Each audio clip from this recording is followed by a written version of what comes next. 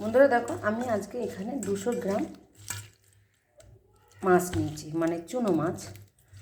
সব রকম ভেজাল মাছ আছে, তো এর মধ্যে 200 গ্রাম আমি চুনো মাছ নিয়েছি। তো এই মাছটা আমি করে রান্না করি। তো বন্ধুরা দেখবে, তোমাদের যদি ভালো লাগে এইভাবে রেসিপিটা বাড়িতে রান্না করবে। ঠিক আছে, আমি চুনো মাছটা নিয়েছি।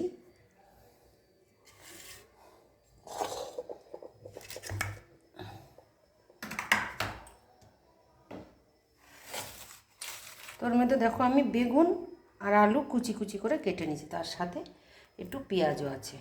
ঠিক আছে, অলরেডি সব আমি রেডি করে নিয়েছি। তো এটা আমি কিভাবে রান্না বান্না করছি তো বন্ধুরা দেখবে। তো প্রথম আমি কড়াইটা নিলাম। কড়াইটার মধ্যে আমি কটা বেগুন দিলাম। এর মধ্যে আমি দিলাম পেঁয়াজ।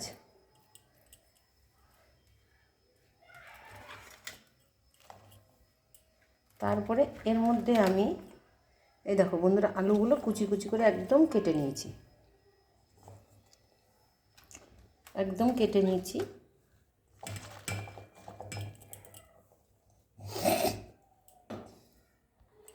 এর মধ্যে দেবো পরিমাণ মতন আমি কাঁচা লঙ্কা, তারপরে দেবো একটু হলুদ গুঁড়ো। বন্ধুরা দেখো আমি কী করে মাখাচ্ছি এটাকে।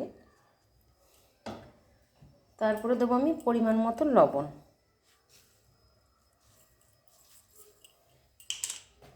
এর মধ্যে দেবো আমি পরিমাণ মতন একটু তেল।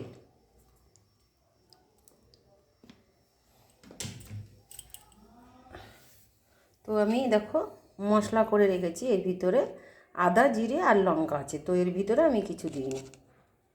তো এর ভিতরে আমি, এটা হচ্ছে শুকনো লঙ্কার পেস্ট আছে, তো এর ভিতরে আমি শুকনো লঙ্কার পেস্টটা দিচ্ছি।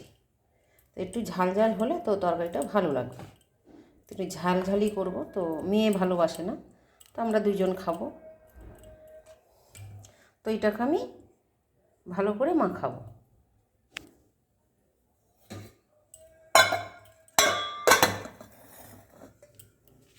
বন্ধুরা এটাকে আমি ভালো করে মাখিয়ে নেব। দেখো কালারটাও সুন্দর হবে। তো মাখানোতে মনে হচ্ছে অর্ধেক রান্না হয়ে গেছে।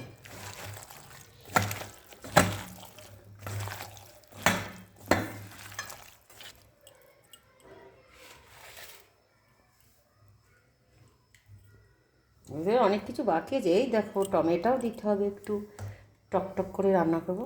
তো এবার আমি ভালো করে চটকি নেবো, এটাকে ভালো করে মাখিয়ে নেব। তো এটাকে আমি একবারে বসাবো। বন্ধুরা ভালো লাগলে তোমরা এইভাবে রেসিপিটা তৈরি করবে। কারা কারা খেতে পছন্দ করো চুনো মাছ অবশ্যই কমেন্টে জানাবে বন্ধুরা।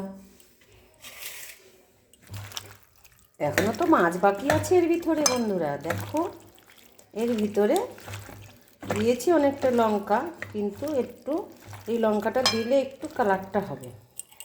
এইবার আমি মাছগুলোকে দিয়ে দেব। এই দেখো বন্ধুরা, আমি এবার ভিতরে মাছগুলো দিয়ে দিচ্ছি। দেখো বন্ধুরা, এটা আমি ঘরের গ্যাসে বসাবো। তো এই মাছটা আমি উনুনে রান্না করতে যাব। তা দেখি মাখিয়ে নিচ্ছি। এর মধ্যে আরও তেল দিতে হবে বন্ধুরা। তো তোমরা যদি এভাবে রেসিপিটা তৈরি করো অবশ্য ভালো লাগবে। তো অনেকে ভাজা করে রান্না করে, তো আমি ভাজা করি না, এই মাছটা বেশিরভাগ নিলে আমি এইভাবে রান্না করি। তো আমার মা এইভাবে মাছটাকে রান্না করত। তো দেখেছো মাছটা দিয়ে ভালো করে আমি মাখিয়ে নিলাম। তো এর মধ্যে বন্ধুরা আরও তেল যাবে, তেল না দিলে হবে না।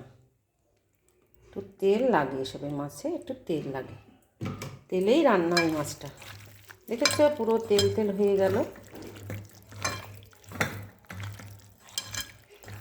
এই মাছটা যদি আমি মেয়ের বাড়ি হতো পাতায় দিয়ে রান্না হতো, মাছ পাতুরি করতো। তো আমি মাছ পাতুরি অতটা ভালো পারিও না, করবও না। তো বন্ধুরা এইটাকে আমি এবার দেখো আমি কী করবো। এই দেখো একটু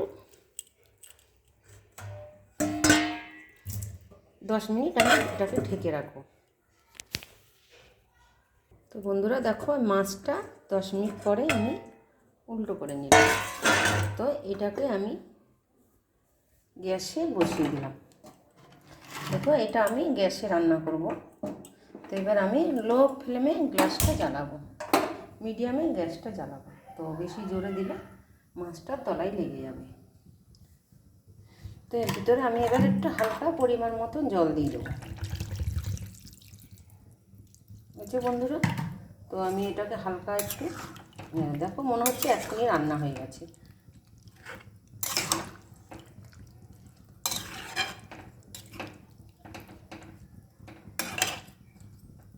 তো বন্ধুরা এটা হোক, তো আমি আসছি। তো এটাকে আমি ঢাকা দিয়ে দেবো। তো এই যে গ্যাসে জ্বলছে পুরো, এটা গ্যাসে রান্না করছে, তো উনুনে রান্না করে একটু লেগে যাবে। তো বন্ধুরা দেখি আমার এই চুনো মাছটা কেমন হয়েছে। এই দেখো বন্ধুরা কত সুন্দর কালার হয়ে গেছে, দেখেছো বন্ধুরা। তো আমি এই মাছ চচ্চড়িটা আলু করে নিলাম। তো কারা কারা এভাবে খেতে ভালোবাসে অবশ্যই কমেন্ট করে জানাবে বন্ধুরা। এর মধ্যে একটু ধনেপাতা হলে অবশ্যই ভালো হতো, কিন্তু ধনেপাতা নেই, আর কি করব। তো আমার মাছের ইয়েটা কমপ্লিট হয়ে গেল, মাছের চচ্চড়ি, চুনো মাছের চচ্চড়ি বা চুনে মাছের ঝাল, যে যেভাবে বলতে পারো। তো এটা হচ্ছে মায়া মাছ, অনেক অনেক রকম মাছ বলে, অনেকে দাঁড়কে বলে। তো আমার মাছ চচ্চড়িটা কমপ্লিট হয়ে গেল, চুনো মাছের ঝাল। তো কারা কারা এভাবে খেতে পছন্দ করে অবশ্যই কমেন্ট করে জানাবে বন্ধুরা, অবশ্যই কমেন্ট করে জানাবে। দেখো ভালো লাগলে লাইক কমেন্ট অবশ্যই শেয়ার করে দেবে।